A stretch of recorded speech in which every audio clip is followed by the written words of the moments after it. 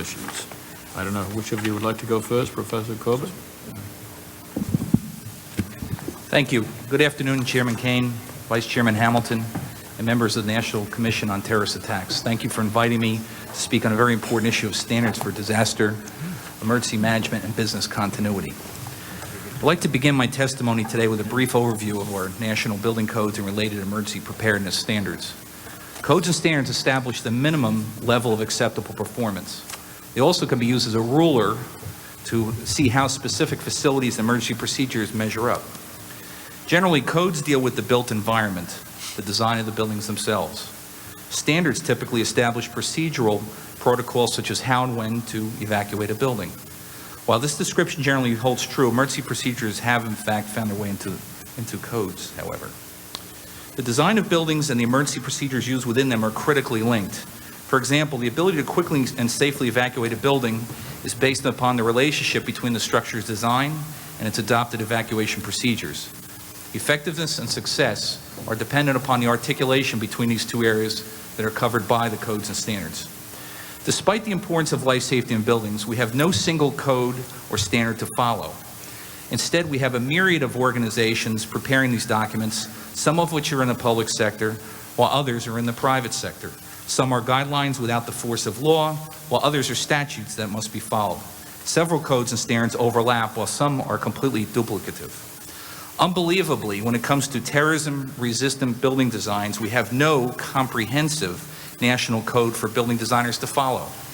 Despite the fact that a certain number of many buildings within our country are potential terrorist targets, we have yet to develop a single set of comprehensive and detailed terrorism-resistant building regulations that provide a nationally accepted baseline. Generally speaking, building codes are enacted at the state and local levels of government. Cities and states typically adopt a model building and fire code, a set of nationally developed regulations, which can then be amended to meet local needs. There isn't any federal regulation that requires the adoption of a building or fire code at the state or local level. Some jurisdictions have not adopted any construction or safety codes at all. States and cities can choose from two sets of model building and fire codes, one prepared by the NFPA that was mentioned earlier, the other by the International Code Council, also mentioned. While these two sets of codes broadly cover the same topics, they are different in format and their specific requirements do vary. States and cities adopt one of these two sets of model codes and typically add their local amendments, making building safety uniformity difficult to achieve across the United States. Neither of these two sets of model codes addresses the issue of terrorism-resistant building design. If a building designer or building owner wishes to have their building made terrorism-resistant, they cannot simply look to their locally adopted model building and fire codes for guidance. They are forced to wade through a variety of narrowly focused terrorism guidelines that address specific issues such as glazing or air handling system design. Often the building designer owner is forced to retain the services of a consultant who conducts a risk assessment and to advise them as to how to deal with the problem without the benefit, again, of a single comprehensive and detailed national code to measure themselves against. The strength or weakness of the consultant's assessment and his recommendations is solely based upon the consultant's expertise, not the baseline of a national code. Obviously, most buildings do not need to be rendered terrorism resistant. However, many communities have potential targets within their boundaries. Building designers, owners, and community leaders should have the ability to assess a particular structure's vulnerability to a terrorist attack. It appears that the Department of Defense has made the only attempt at a broad set of terrorism-resistant design guidelines in their minimum anti-terrorism standards for buildings, UFC 4-010-01. It's very broad in nature, but it's primarily explosion-driven and lacks any real detail for either biological or chemical attacks. When it comes to national emergency preparedness protocols for evacuations and the like, the situation is a bit brighter. There are a variety of emergency planning tools, both standalone documents or as text embedded within larger safety-related documents. For example, OSHA requires that entities under their jurisdiction comply with specific emergency action plans, specifically fires and what they term other emergencies. They don't specifically address terrorism specifically, and the regulations themselves are very, very light in detail. Getting back to the NFPA and the ICC, they've recently upgraded both of their fire codes to include more extensive emergency planning requirements. These codes, however, again, must be adopted and enacted for them to have the force of law within a jurisdiction. For example, the state of New Jersey is in the process of adopting a new fire code, which will likely be the 2003 edition of the International Fire Code. Until that time of adoption, however, the requirements contained within these regulations cannot be enforced by the state. New York City has taken a different route. As a result of the attacks on the World Trade Center, they established a World Trade Center Building Code Task Force within the city's Department of Buildings to review the need for updating the city's building regulations. The task force issued a report including 21 recommendations, which included recommending full building evacuation plans to be developed for non-fire events in high-rise structures, and also another one that deals specifically with biological and chemical attacks by requiring heating, ventilation, air systems, fresh air intakes to be at least 20 feet above grade and away from any loading docks or loading bays. New York City Mayor Bloomberg subsequently reviewed these 21 recommendations and is now in the process of moving forward immediately with 13 of them, including those 2 I just mentioned. As mentioned earlier about full building evacuation, they're of great concern nationally to life safety specialists. Our model building codes do not anticipate full high-rise building evacuations. Stairwells are designed to handle the evacuation of only a few floors, leaving most occupants in the building to stay where they are located. The experiences of the 1993 World Trade Center bombing and the events of 9/11 certainly contradict this what we call defend-in-place strategy. That is common to nearly all high-rise buildings across the country. I'll mention briefly, there is an NFPA document, NFPA 1600, which the next panel will discuss in detail. I won't take up time talking about it, but it is an important document for emergency planning procedures. In light of what I've talked about, basically, there is a lot of work to be done. And obviously, this whole code situation is very complex and confusing. And you can imagine what it's like for the private sector to attempt to deal with these kind of issues. The private sector's entities must first establish what local laws apply to them, if any, and determine whether or not these codes or standards include provisions for emergency planning. If they're constructing a new building and desire that it be terrorism resistant, they will need to retain that consultant, as I mentioned earlier. A related issue that I just would like to briefly mention is the role of local and state government in approval of specific buildings and emergency procedures within them as it relates to terrorism preparedness. While emergency procedures used within a given building will typically fall within the jurisdiction of the local fire code enforcement official, the building design features are a different story. Should local governments dictate which buildings are terrorist targets and require specific anti-terrorism building features, or should the building owners make that decision themselves? I would suggest that the answer lies somewhere in between to that particular question. State and local governments must take an active role in conducting terrorism risk assessments within their communities and identifying their vulnerabilities. Building owners whose facilities are identified within that assessment should be encouraged to expand their emergency preparedness plans to include issues specifically of terrorism, if they do not already, and develop a list of terrorism-resistant building design upgrades to address the threat. A useful model to follow that would help move this forward quickly would be one that's used currently within the public sector called the Emergency Management Accreditation Program, or EMAPS, developed by several entities including FEMA, the International Association of Emergency Managers, and the National Emergency Management Association. This program accredits individual communities for their disaster mitigation, preparedness, and response and recovery programs. So here's something that is out there in the public sector right now that accredits specific communities across the United States that perhaps could be redefined and remolded for specific buildings within a community.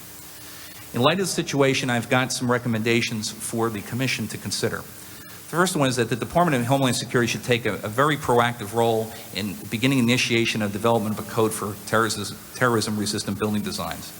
The code should provide detailed and specific requirements that establish a minimum level of acceptable protection against terrorist attacks. Next recommendation would be that an accreditation program for private sector facilities that evaluate their emergency preparedness, both the physical plan and the emergency planning aspect, should be established. Such an accreditation program would not only be useful for building owners, but for local governments as well, because if you have an accreditation program like that, local communities can then make decisions on response plans of their own, determining how many people they're going to send to a particular facility and what they should expect to find there if there's a terrorist attack. The model code groups that I mentioned earlier, the NFPA and the ICC, should be encouraged to coordinate their emergency planning criteria. This will make it easier for multi-site private sector businesses with operations in many states to have a better chance of achieving uniformity. The fact that we have two model code groups, both competing for cities and states to adopt them, is a major issue I think that you probably should be looking into. And finally, the defend-in-place strategy that I mentioned earlier and the issue of full building evacuation needs to be thoroughly studied and assessed. Today's reality is that building occupants do not follow orders to remain in place during an emergency. it's very possible they will self-evacuate into stairwells that are not designed to handle the crush of people. We've ever seen that time and time again, especially we saw what happened in the Chicago high-rise fire about a month and a half ago, which I was disappointed to learn NIST, in fact, is not going to be investigating that because I thought that was such a landmark fire with this specific issue of concern. On that note, I'd like to thank you again for inviting me to speak and be glad to answer any questions. Thank you, Mr. Corbett. Mr. Yim? Thank you, Mr. Chairman, Vice Chairman Hamilton, distinguished Commission members, September 11th family members, ladies and gentlemen. On behalf of the Comptroller General of the United States, David Walker, thank you all for your very important and dedicated efforts to improve Homeland Security for our nation and its people. We at GAO hope that our efforts have been of assistance to you, and we pledge our continued support. What I'd like to do is to highlight and illustrate some of the key points of my written testimony, and then be so presumptuous as to suggest some additional actions that could be taken along the lines of setting standards, national standards to improve Homeland Security. Are we better prepared to counter the threats of terrorism since September 11th and as a result of the startup of the Department of Homeland Security? The answer is certainly yes. Unfortunately, many believe that this is an inadequate standard by which to judge our success to date. Judging our success will depend to a large extent upon what we identify and set as our Homeland Security goals. As a nation, we are unlikely to definitively, quote, win the war against terrorism, since terrorist threats are subject to constant change, resources are finite, and it is simply impossible to be 100% secure in such an environment. Nor could our nation definitively say that we are doing enough for Homeland Security, since although much progress has been made, much more needs to be done. And like many of our complex issues facing our nation, always more could be done. Success for Homeland Security may be better measured in terms of continued progress toward becoming better prepared. And since Homeland Security relies upon the coordinated actions of federal, state, local governments, and the private sector, and in many cases upon layers of defenses, progress has to be measured across numerous dimensions. Standards, particularly system standards, management standards, hold great potentials to both improve coordination across such dimensions and enhance measurement of continued preparedness. Such standards addressing performance and design and what an organization does to manage its processes and related activities could help identify interdependencies, define roles and responsibilities, assign those responsibilities, and link federal, state, local governments, not-for-profits, and the private sector in a measurable, dependable, and reliable manner. We're not just talking about connecting the dots, we're talking about connecting players and connecting their capabilities to make our nations safer. The private sector already sets standards within various business chains, such as in the design, raw materials, supply, manufacture, sales, delivery, and customer support chains. Should we consider Homeland Security really as this type of business chain, where standards would be essential to measure and assure the stability and reliability of all links in this interdependent chain? And let me make clear, Dr. Corbett talks, and previous witnesses have talked about the importance of building standards, product standards, et cetera. There's another family of standards, system standards, a system engineering type approach that is equally important to talk about. So not only must we increase, for example, the bandwidth of our radios so that our first responders can talk to each other, we must have some sort of system standards that when they are able to communicate, they are acting in a coordinated, effective, efficient manner that does not put them at risk and enhances their effectiveness. I think we have much to learn, members of the Commission, from how we've approached other crises in the past and some disturbing ways in which we've approached crisis mode management. I'll take you back to the late 1970s when we first began to experience exploding automobiles, if I could use an example. You all recall the exploding Pintos when people would have automobile accidents. And what was the government response, industry response? Initially, it was to bolt on big bumpers to our automobile. If you recall, we all own these tremendously ugly cars. But the theory was that if I bolt on this big bumper, and of course, if I only got hit in the rear, in a vertical type of collision, that I would survive that crash. And over time, people began to realize that was probably not the most efficient way to handle it. We should have perhaps been designing automobiles to avoid accidents, to talk about more rigid body structures, better tires, better instrument panels that would not only fundamentally make the car safer, but also more efficient at the same time. To a large extent, we are at a big bumper stage in Homeland Security. How can we incorporate standards, Homeland Security principles to make not only the country safer, but the agency missions and the important business processes that we wish to make more secure, fundamentally more efficient also? One of the greatest concerns at the GAO is for Homeland Security, how will we address sustainability of the efforts, integration of the efforts so that we can incorporate Homeland Security principles into these agency missions and business processes without destroying the viability of those business processes themselves? How can we strike the proper balances between security and add the word security to economic security, financial market security, healthcare system security, environmental security, many other important priorities that this government must fulfill? And how do we hold people accountable, not only for the significant amount of funds that are being reprioritized for Homeland Security, but if we begin to assign responsibilities in some sort of systems approach, how can we hold these sectors accountable that if a crisis occurs, they will have the ability, they are sufficiently prepared to fulfill their assigned responsibilities? Moving away from this big bumper type approach allows us to systematically address the core issues necessary to become better prepared, to help us set priorities, to be able to continue to measure progress toward improving Homeland Security, to be able to address a key problem identified by our Comptroller General, who notes, at the quote, "At the present time, the federal government is flying either blind or with inadequate instruments in many areas. We need a government-wide strategic plan and annual performance and accountability plans that are linked in some way to key national indicators and integrated into agency individual plans." Where do we start? There are so many things that can be done, and it is unlikely, given the fiscal position of our government, that we can do them all, and certainly no one entity, federal, state, local, not-for-profit, private sector, can do everything. Instead, it is increasingly apparent that Homeland Security will require strategic and shared capabilities and investments among these federal, state, local governments and the not-for-profit and private sectors. These investments should emphasize the development, augmentation, maintenance, and linkage of capacity to respond to the three central missions of Homeland Security: prevent terrorism, reduce vulnerability, and respond and recover quickly in the event of an attack. The development of this type of capacity to counter a broad range of potential threats, an all-hazards approach, if you will, is critical due to the uncertainty as to the nature of the specific terrorist tactics to be employed and questions about sustainability of any other approach. It also will allow us to address the central core questions of what are these likely threat scenarios that we must address? Who is in charge and who should be in charge under these various scenarios? What should be done and what sector is in the best position to do that? Who pays for it? And how are we going to pay for it? How much is it going to cost? And again, how do we assure accountability? Again, both for the use of the funds as well as fulfilling the assigned responsibilities.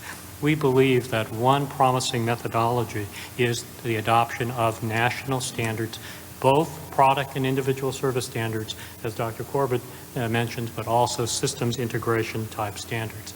We've heard testimony today about various methods in which we could go about adopting some of the standards. The national strategies set some goals and milestones, but GAO has been critical of the ability of those national strategies to both horizontally and vertically integrate. Horizontal in the sense of coordinating the activities across the diverse federal agencies, and most importantly, vertical integration between the federal government, state and local, private sector, not-for-profit. We've heard some testimony about ISACs, these information sharing and analysis centers. GAO past work has found that there are currently 16 ISACs, and that although DHS has formal agreements with most of them, additional efforts are needed. Not all sectors have fully established ISACs, and even for those sectors that do, our recent work has showed that participation is mixed and the amount of information being shared between the federal government and private sector organizations vary. For example, efforts were still in progress to establish baseline statistics, and sectors do not or always coordinate among other sectors.